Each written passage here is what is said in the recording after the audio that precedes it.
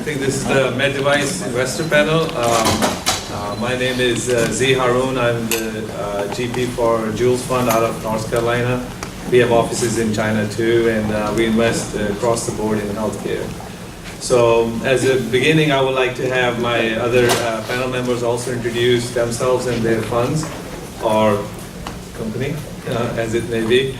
And then we'll get started. So Jeff, please. Sure. Jeff DaCosta. I'm a Director of Business Development for Medtronic. We've got a large balance sheet, but that doesn't represent the fund size. I work primarily on the late stage within our surgical innovations business. I'm Josh Phillips, a managing partner with Catalyst Health Ventures here in the Boston area. We're early stage investors that focus on medtech, so medical devices, molecular diagnostics, life science tools and instrumentation.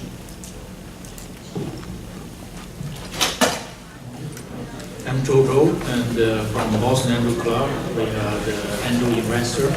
So mainly focus on three areas: medical device, biotech, and IT high tech. So we invest in early startup companies, and that's our goal. And we help the company grow bigger in the United States. Then later on, we try to connect them with the China market.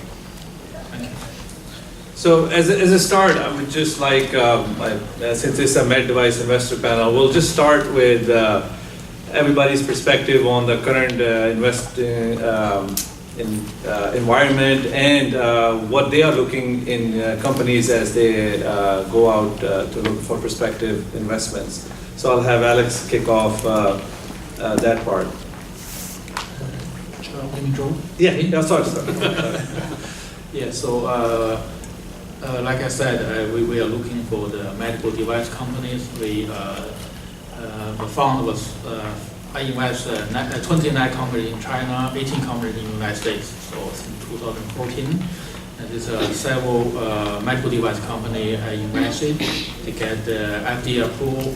Right now, we try to help them to penetrate the China market, right? And I think for the founders of the medical device company, the word IP will be copied in China. But I will say, in the medical device area, because in China, right, the Chinese government try to protect the IP right now. They're really serious to do that. And another thing is because 99% of the hospital in China is owned by the state, so it's easy to protect it. So that's why I persuade the company I invested to go to China right now. Yeah, I think it should be easier to protect it than the consumer electronics stuff. So I think if, thinking about the market for medical devices, I'll focus on that because that's what our panel is here. It sort of depends on who you are. I think it's a difficult market for an entrepreneur in early stage medical devices. There are not a lot of venture funds that participate and invest at the early stage, so I think it's a difficult environment. As an investor, I think it's a great environment.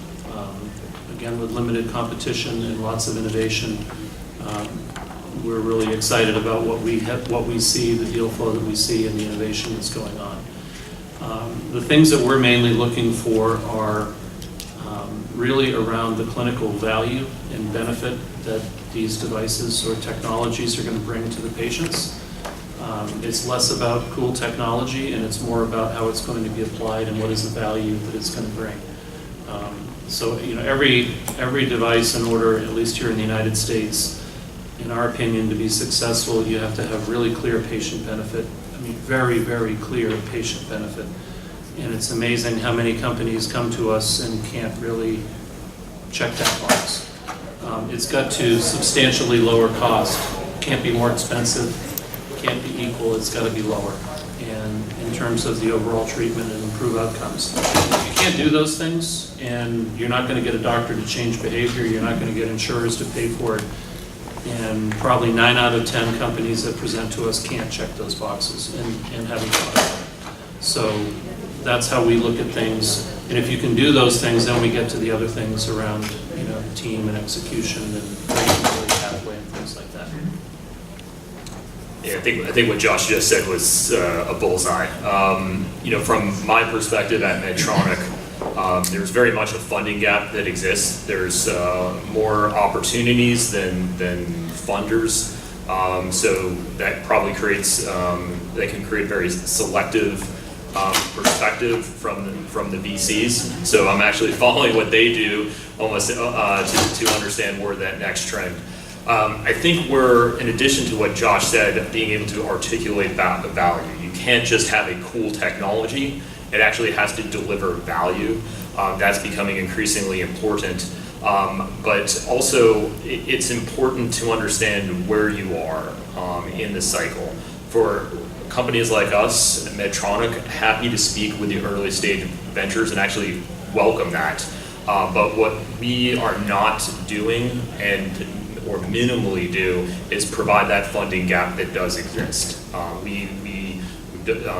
We're happy to give our perspective, maybe give a few perspectives more than we would have be given the funding gap, but just understand when speaking with a device company of our size that we're probably not the bridge that and we regret that, to get you to that next stage. We're being probably even more selective than we've been because of where the industry is right now. So always happy to chat. Tougher to write a check to help fund those ventures. If I could I just kind of add something, or maybe even ask Jeff a question about this. Assuming you get by the value piece of the equation and we're interested in it, we see sort of two types of companies quite often. There are others, but we see sort of two big buckets. One, which is actually maybe a smaller bucket, are those that are going to fit perfectly with maybe one of your divisions and fit perfectly with a strategic vision of one of your business units or one of your competitors, or maybe many of you. And those we see companies like Medtronic and others stepping up earlier if it's a really, really good fit and it's really in their strategic pathway. So I might ask Jeff about that, because is there a difference there? The other thing we see is, and we see a lot of this, is companies that are doing things in an entirely new way that may have immense value, but actually do not fit with any of Jeff's business units. Or because they may be combinations of, they may fit in between two things. They might marry a diagnostic technology with a device technology that the device companies don't know what to do with the diagnostic, and the diagnostic companies don't know what to do with the device. So you're sort of stuck in the middle, yet if you were to really look at the value, it could be huge. And that's where we see often we're scratching our heads, because the big strategics are often, they just don't know how to get their arms around it, if you will, for lack of a better phrase. Yeah, we're not too creative right now, to be honest. I would say even like 3, 4, 5 years ago, we were a bit more creative. And even 3, 4, 5 years ago, I was at Covidien, not Medtronic, so a different company. But what Josh said is correct. At the risk of using an analogy not everybody here will appreciate, it's the device world starts a little bit like college football. There's a bunch of teams at the top that are very, very good and get all the attention, and those are known years in advance. And there's good communication, and the exit is you can predict it. The only thing limiting them is hitting on their clinical trial. But they've got tier one investors, they've got the right syndicate, and they've got the CEO. They've got everything working in their favor. For most of the companies, it's battling it out, and maybe a couple crash the party. And that's the unfortunate state that we're in. If we can't see the future ourselves, then that's not going to, that doesn't help. So it's need to be, I even told the company this week, it needs to be pre-packaged for us. Don't make us use our imagination. I can use my imagination, but then when I knock on someone else's door, they like say no thanks. So having that clear story and understanding, and if I could just say, build a dialogue early, like use advocates like myself just to start that conversation early, understand from the investors what the investors are saying, And because this is probably a multi-year process, it's rarely like Shark Tank where you go in, Kevin O'Leary says your idea isn't very good, and then you walk out the door with your tail between your legs. It doesn't work like that in real life. Just to add from Jules' perspective, we are not a real early stage. We normally come within a time horizon of 1 year of regulatory submission. So, and we are seeing different dynamics based on where you invest. So we have invested in US, Europe, and China, and whatever depth of capital is in US, you can multiply it many times in Europe. So the deal structures are very attractive, and we find a lot more mature deals, but with a lot less valuation than US in Europe. Now, as you move over to China, it flips around a little bit, because whatever is gotten inside the country creates a higher valuation, even though it may be a little bit immature technology. It's more hype. There we see opportunity of bringing outside technologies into China as a much bigger option than investing in de novo Chinese-based companies. So we are actually working with a number of companies where we're bringing US or European technology into China, because there the valuations are in our control, and we can manage it a lot better and expectations a lot better than a China-driven China company that has developed the technology within the space. So I think that's what the dynamics we are seeing, and we are adapting accordingly to those dynamics as we move along. And I agree with Joe. We also push our companies to really have a China outlook, because the opportunity is tremendous over there. So, and then, so that was from Joe's perspective where we are going and how we look at this space. Now, one of the things is when we invest also is the critical question always is that as you are funding their runway, they are close to their regulatory approval. How much do they invest in the commercial side of things, especially on the 510K? PMA is another ball game altogether. But so I would like my fellow panelists' opinion on how, when they are funding the companies, how do they look on the commercial side, especially if they are funding close to the regulatory approval? How do they view that, and how much do they give importance to that? And then obviously for Medtronic purpose, is regulatory approval the key milestone, or having a scale to their sales is where the interest is really triggered? So Jeff, you can start. I'm probably the worst one to answer, but because I will come in at the end. I will say categorically we seldom like science projects. So, and that's my general term for things that are pre-regulatory approval.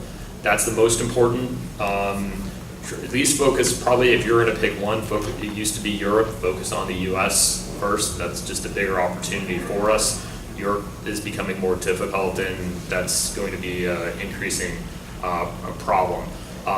So just to understand that, I don't think we expect people to build a commercial sales force, but at least have a communicated strategy, even if it's a one or two iterations. But it's not expected that you're going to build a sales force.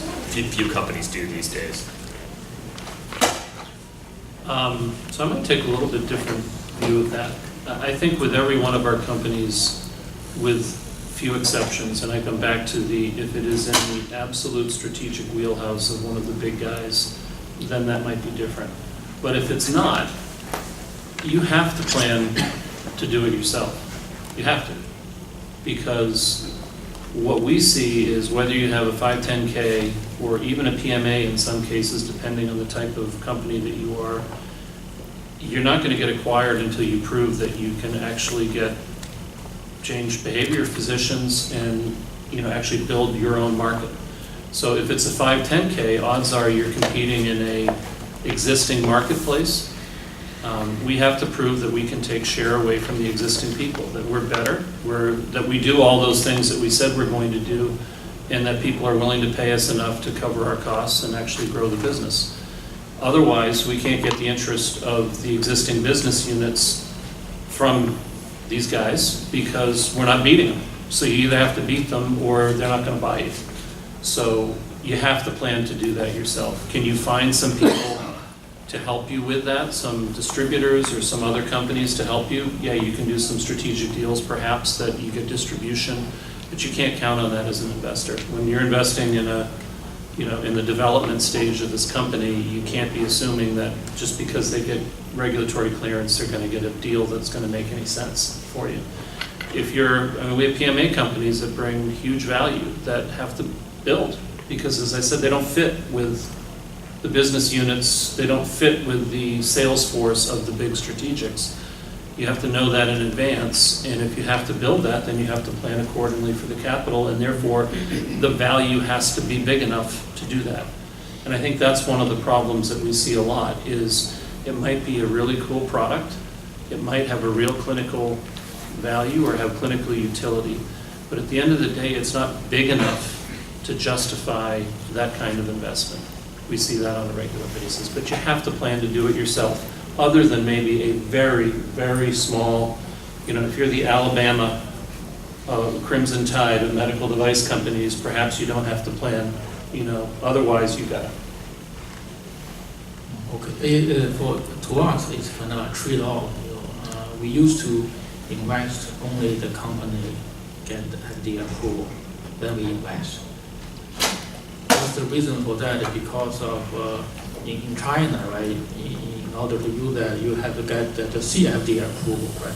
If you get American FDA approval, it's easier to penetrate in the China market. It's easy, right? If it's not, it's really hard to apply the 510K or something in China through the CFDA. It's a trade-off for us.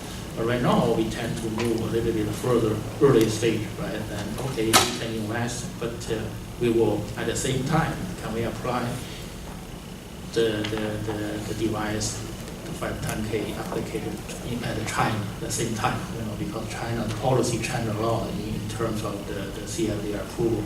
They can recognize the data from American law, right? So that's why for us, we switch our policy already, so we can invest early startups without the 510K approval. Yeah. And in terms of the valuation, like Zhi said, and in the same startup in China is still have the highest valuation. The second highest valuation in Silicon Valley, right? The third one is in Israel. In Boston area, I think it's still a good, reasonable valuation. That's why we are focused on the medical device in Boston area, right? So from our perspective, again, what Josh said is clearly rings a bell, because most of the companies we have to fund the runway for commercial. Now, how big that commercial is always dependent on the company. We have even PMA company. The three strategics have shown interest, but they're waiting for how good the sales are. So every time you go back, the bar is raised. So I think this is a kind of a constant challenge. And yes, for that one or two out of the whole year that get attracted from Medtronic or J&J, that pick them up for whatever. Other people have to look at the whole commercial side very, very closely and understand the whole reimbursement scene. Which again brings the point to is that in your guys' experience, and I can tell starting off myself, very few companies really pay too much attention to the reimbursement side of the scene. And we have to, during the investment process, we have to really force them to come up with a clear-cut idea on real payment plans, which category they will land in, how they will operate that whole site. Because before you can talk about commercial, you have to figure out where you're going to land in that whole landscape of reimbursement. So our challenge has been that companies get too enthralled, and they feel still. 20 years ago when I was in San Francisco, approval and you're done kind of deal was going on, but not anymore. It's reimbursement and reimbursement and reimbursement. So things have quite a bit shifted in the last 2 decades, even when I've been involved in investments. So from Josh, your perspective, how do you see the reimbursement and how companies are being prepped to actually look at it in depth? Yeah, that's a great point. And, again, at the end of the day, you have to get paid for this. And so all those things have to be in place. And, our companies, when we go through the due diligence, we focus an awful lot of time on reimbursement and how, as you do, and how you're going to achieve reimbursement. And, can you really justify with the value that you're bringing? Can you justify getting paid what you say you're going to get paid for? And so, yeah, it's an extensive part of our diligence. We plan for it, before we put $1 into a company, you have to think about these things all the way through, is how we look at it. So, yes, it's a big part of it. Yeah. In America, everything goes through the health, what they call health insurance, right? But in China, it's a totally different story. They are state-owned insurance company, but they pay much less. So, but because of the China have a lot of wealthy people, they're willing to pay by themselves or from the pocket. So the market is still huge. So that's why we think differently when you enter the China market. We actually do have one portfolio company that had a pretty extensive self-pay in its early days prior to getting reimbursement, and it's very rare, but this happened to be one that was able to do that. But we have another one that's tried and failed. So. I'll add that we spend a lot of time looking at this. At least in the market I'm in right now, surgery, things are often covered under a general code, so that helps in many instances, but if you're creating a new procedure, that may be cash pay, and that's not how our sales reps sell. So just think about that. Our reps are selling based on reimbursement codes, and they're not trying to convince doctors to convince patients to sell something out of cash pay. The other thing I'll add is just from observation, some companies do think about this, and we appreciate that, and they sometimes come up with shortcuts. Think about it from our perspective. We're not going to be going to the market trying to do things with shortcuts. So that I don't necessarily encourage it, but if you're trying to build some early users, maybe you can get away with it for a short period of time, but it's probably not a sustainable business strategy, especially if there is a plan to get into a company like ours. So one of the other things that is on the horizon is obviously always regulatory approvals. So I would like the panel's comments on how do they see the regulatory landscape and if that is impacting their decision process, whether it's 510K or PMA applications. So I'll share, this is becoming, I think someone made the comment that the hurdles are getting higher. It really used to be get regulatory approval and then you can play ball.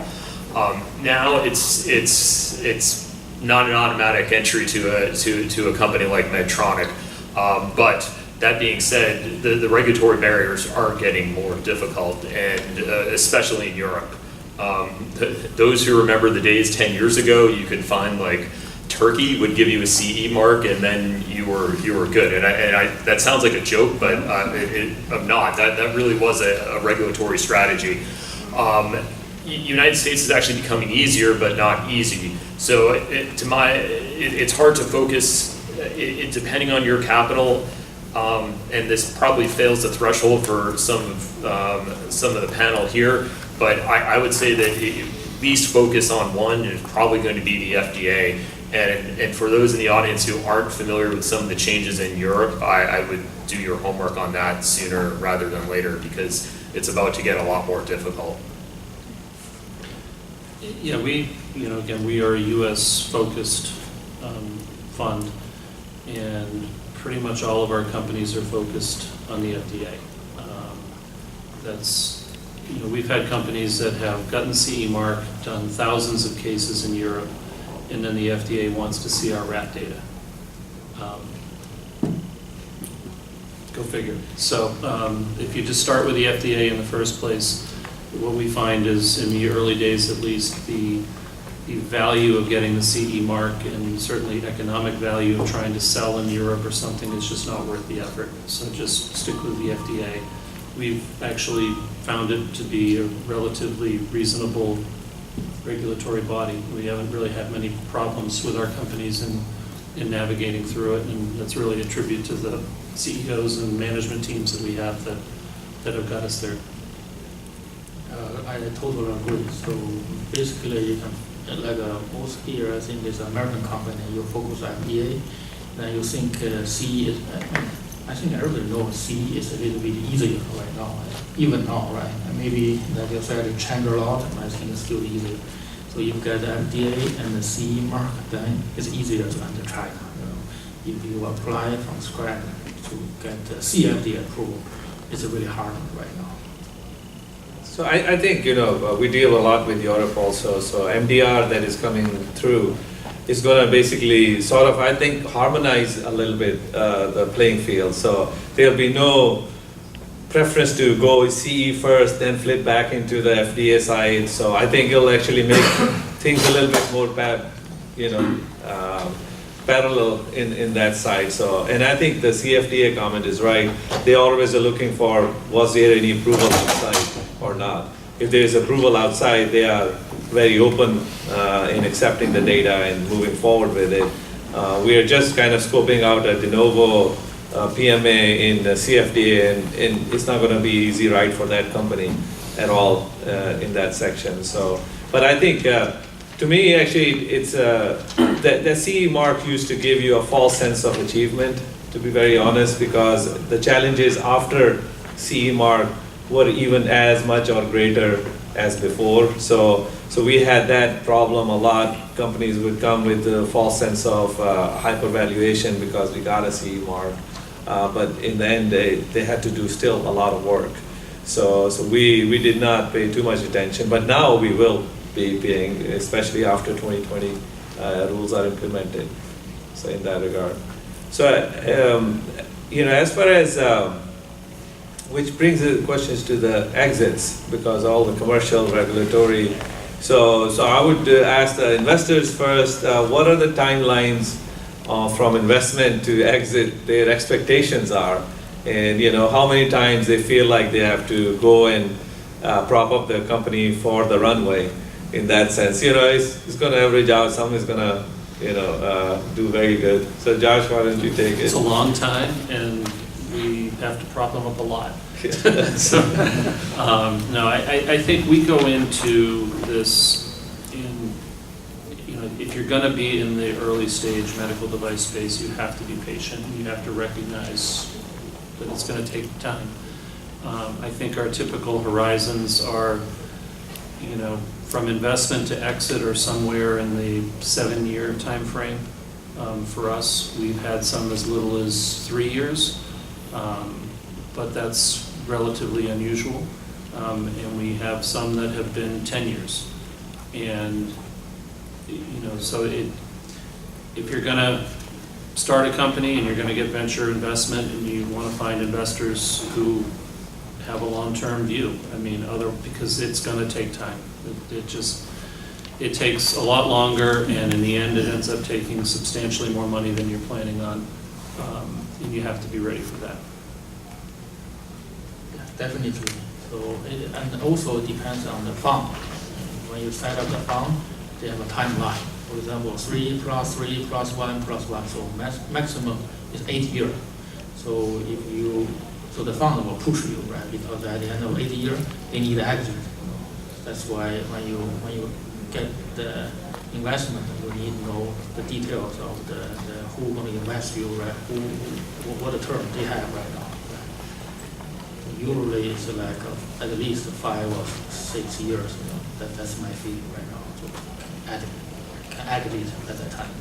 Yeah. And I think I'll add one more thing. I think as I know a lot of you are entrepreneurs, is the only way everyone's going to make money at the end of this is if you are really, really, really efficient with your capital. And It's amazing how many entrepreneurs over the years I've been doing this are really impressed by how much money they raise. And I raised a big round and a bigger round, and I'm really good at raising money. Well, that's great. You can raise 100 million if you sell the company for 80. That didn't do much. But if you raised 7 and you sold it for 80, everyone's going to be really happy. So we look at that when management teams bring in their budgets and they show us, they're renting space in the premium areas, and they're going to carry big engineering teams through all these periods of clinical trial where they're not doing anything. We're like, well, you're just wasting money. Every dollar needs to be focused on proving the clinical utility. Every dollar. Not on your image, not on anything other than that. And if you can do that, then it's worth waiting the time for that exit. It makes it worth it. Yeah, I'll just reiterate that last point was big. I think sometimes for those here in Boston, you can get swept away by Kendall Square, the Seaport District.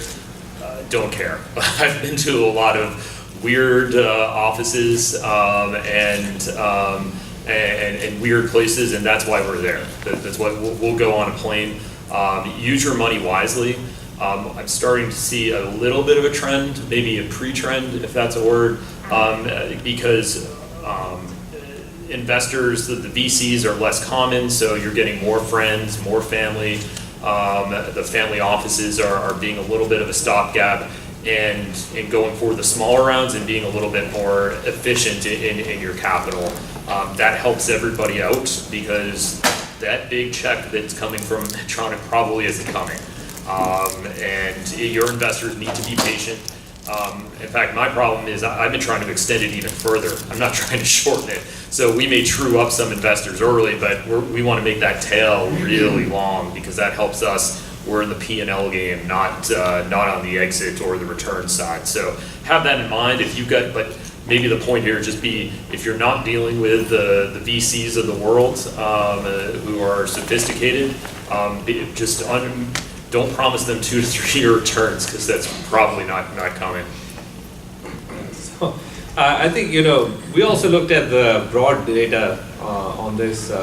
We saw that the companies median the highest number of companies are, if they are checking out, they're checking out after 3 to 4 years of approval.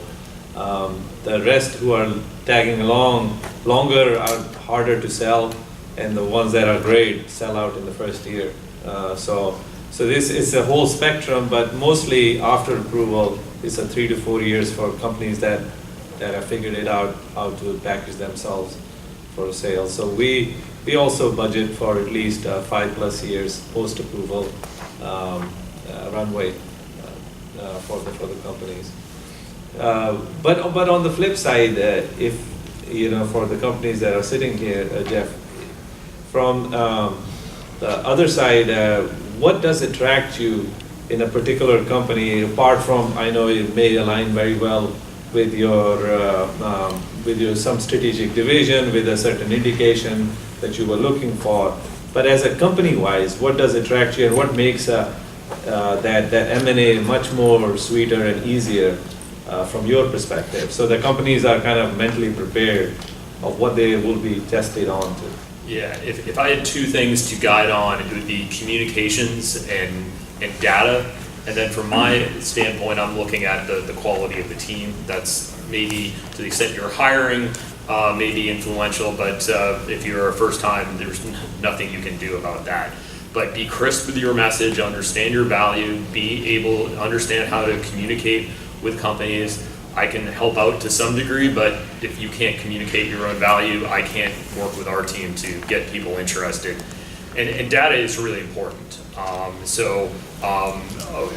Understand your clinical strategy, understand what value you're going to be communicating to both a company like ours and to end users, and just work backwards almost from there. If you've got one rat, then understand what your data is. Don't try to sell yourself as if you've done a pivotal trial. So, but be thinking along. Okay, we did one rat. Now we're going to do 10, or a pig, or 2 pigs, and think about it that way, and be able to communicate that to companies like us. From an investor perspective, what kind of hand-holding do you think you have done, which was very helpful for the companies, even though the management seems like they have everything, sorted out? So, hand-holding in general, I think, we want to be a sounding board. We ask a lot of questions. Hopefully a lot of times they're really stupid questions, but you'd be amazed sometimes we don't get reasonably good answers. I think it's being a partner, it's being there to help, it's being supportive, it's making the introductions when it's appropriate, it's coaching them through, how to talk to somebody like Jeff. How do they articulate the value? At the end of the day, I'm not going to sell the company. He's not going to buy it from me. He's going to buy the team, and he's going to buy the company. And so we can introduce, we can coach, we can help. But at the end of the day, it's going to be the team that's going to make it. But we're very involved. We're hopefully not intrusive, but we are there all the time and available to have those types of conversations. Yes, I think we can act like a partner, so not only give you investment, the capital, also we're using all the resources to help the company to grow. And like I said, the secondary is we definitely help you to penetrate the China market because we have a lot of resources there, so make it bigger. Right? China has 1.5 billion people, so 5 times bigger than the United States. Yeah, that's the big advantage for us. So, coming back to that, then how does that geographies factor in your funding decisions? So much of the technology, as we look around, comes out of universities, and even 3-4 years down the line, a lot of those tech transfer departments have passed on to the rest of the world and just protected U.S.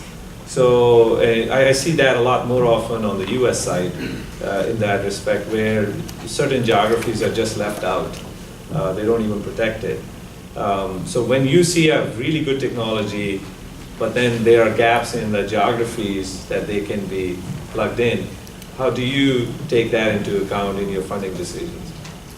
Yeah, it's a really, really big hurdle, I think. I mean, in the angel investor, usually it's kind of 50-mile rules, right? So I invest, have a center here, 50-mile radius. That's the thing we are very interested in, because we can see you, we can meet you, we can talk to you, we can go to your company, right? If you're too far away, then it's a big problem. Unless we know the founder very well, or our network guy know the founder very well, then it's a different story. Yeah. So the geographies make it a lot of sense for us. Geographically, we do most of our work in the Boston, New England area. We do have companies outside of that, so we will invest all across the country, but most of what we do is in this area for similar reasons. But I think to your IP question, again, we are sort of our investment thesis is a little bit U.S.-centric.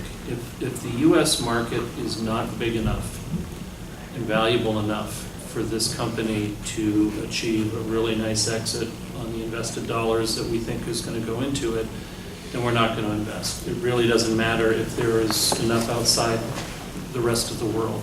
The rest of the world to us is an add-on. We have yet, and we've had companies that have built up to 50 million in revenue. We have yet to have a company that has meaningful revenue outside of the United States. And so it's just, so to the IP question, it doesn't mean we don't want any IP, but we want to see at least that there are some major areas we'd like to see. But if they're not there, again, it comes back to how novel is this? How well could somebody outside replicate it? How big of a lead do we have on everybody else? So it's not just do you have, patent protection, in Germany. It's really how does it all fit together, and are we really protected here in the U.S. as a starting point? Yeah, I actually scour the world. There are companies out there in countries all over the world that don't even know I'm looking at them. So I kind of good tip. It's sort of like use another sports analogy. They say baseball, somebody's always seeing you on some field. Somebody may be looking at you for all the companies that are out there. You don't know who they are, but may be me. So just understand that our reach actually does go global. I would say that we've never had a circumstance where we've done something where the IP was shoddy, so make sure that that's in order. That's not an afterthought. But one anecdote, we did a deal when I was with Covidien a few years ago. It had US IP problems. Basically told that Medtronic actually had the IP in the US and we couldn't enter the United States. We decided to go forward with the deal, thinking the rest of the world was large enough that the United States, just a tiny market in North America that we didn't need, and maybe we could come up with a Gen 2. Our old CEO, now CEO of Baxter, Joe Almeida, said that was probably the worst deal he did because there was no fallback there was no fallback there. You miss out on the rest of the world, you're cooked. And we pulled the plug on that transaction after closing it. It was ceased, and I can share more, but not on an open mic. But that's just important to, again, focus on the United States. It's really, really important. From our perspective, we invest for opportunity surrounding US, but with an eye towards Europe, or if it's a European company, towards other countries too. But obviously, if they can't make money in US or Europe, then there's no point in investing because the rest is all add-on to the opportunity. We would not go exclusively for a China opportunity at this point. But on the other hand, we are working with companies who are doing good in this market, US market or Europe market, but has absolutely zero confidence in going in China because of some trust issues, a lack of information, lack of knowledge, lack of local ground support. So those are the ones that we try to help because we know that the product is good and it will make things happen.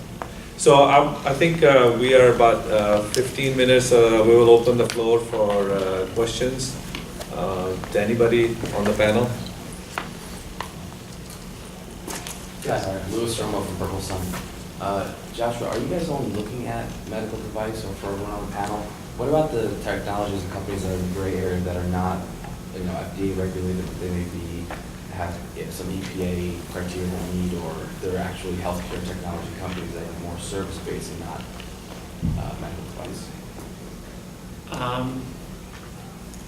How do I answer that?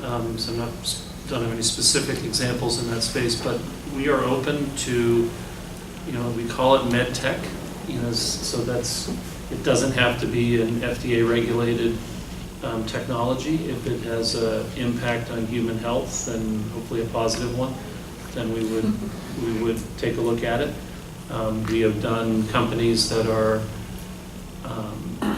that started out as a FDA regulated device that have ended up having applications in consumer products that are not regulated. So I think the answer is we are reasonably broad in our criteria. Again, if it is a positive impact on human health, then we would take a look at it. Not saying we'd do it, but we would certainly look at it. Likewise, we have invested. I think those are like digital health or sort of service solution, telemed. All of these don't really require any approvals, but they kind of go back into the med services side of the thing. So we do like that space. Obviously, the problem is the legacy systems are really a huge block in integration of these things. Cerner and Epic don't let anybody play in their sandbox, and as long as that's the case, all of these solutions have a really high wall to go because all of them become a very point solutions for certain little thing, not a full-on kind of engagement within the system. So we do see a lot of struggle in actually monetizing those assets in that respect. Yeah, please. I'm Grace with China Med Device. I just want to make a comment about earlier you said that medical device funding in the U.S. is tough to get, but the panel are all from like a big company in the U.S. or funds. I think for early stage, even you're in the seed stage or a little around A, there's tremendous investment interest from China in addition to the traditional funds. Like there's like on the regulatory side, with the Hainan policy that was just released a couple of months ago, where the government is encouraging U.S. companies, especially in the medtech space, to come there, and they give you such attractive financial opportunities and also clinical opportunities. Like we specialize in regulatory, CFDA regulatory as well as commercial, help you how to get to China with limited funding. So in those kind of environment, it might be good alternative for you to look at if you have a hard time getting the traditional funding. Because clinical as well financial, you don't need CFDA approval if your device or your diagnostic is really attractive to the Chinese government, the population, in terms of innovation sense, that there isn't other things. Yeah. I think you're simplifying a little bit. Just FYI, I've been operating in China for over 17 years, so it's, so I have a little bit of a perspective on that. As I mentioned before, we see overvaluation of China assets. I did not say that we don't see value in taking assets from here and getting them, making a China company out of those and then proceeding forward with approvals and raising money over there. That we see actually quite a bit of opportunity in China as such. But the problem is that, and I can walk you through dozens of companies that have contacted us. They even had deals with Chinese companies. They were not very comfortable with that. So there is a trust gap definitely right now that people are a little bit skeptical of just landing in China without any ground knowledge and no connections to suddenly, okay, I have a deal, I'll just work in China. It's not that easy. And Chinese, they have their own rules and they have their own ways to operate, and you have to understand how to navigate in that environment. So I think the message I want to give is that definitely if you have a great technology, if you can find funding in China, that's an amazing opportunity on its own. But the reality of the situation is that actually executing it requires a seriously dependable partner within China to help you navigate and go through all that process. You cannot just, I can go tomorrow, land in I totally agree. UK and just do the deal and move on with my life. I cannot do that in China. I need somebody on the ground to help me and walk me through all that stuff. So maybe Joe has a different perspective, but that's been my experience. Yeah, for us, it's easier if I invest in your company, I'm the partner for you. So I can introduce a lot of resources in China, help you go through that process. Yeah, you're right. So if you want to do something in China for the American company, the best way is to find a trusted partner in China, help you. That makes it much easier. Yeah. Can I just comment? Yeah. I mean, I'm not saying that's what we do. We help companies get into China, being the bridge for you, so you know what to do when you get there. I'm not saying that you should just go there yourself. That's a spell for disaster between the different cultural. So in that sense, I agree with you. Please. You guys talked about the 510Ks and PMAs. Do you get involved in combination products? Require an NDA?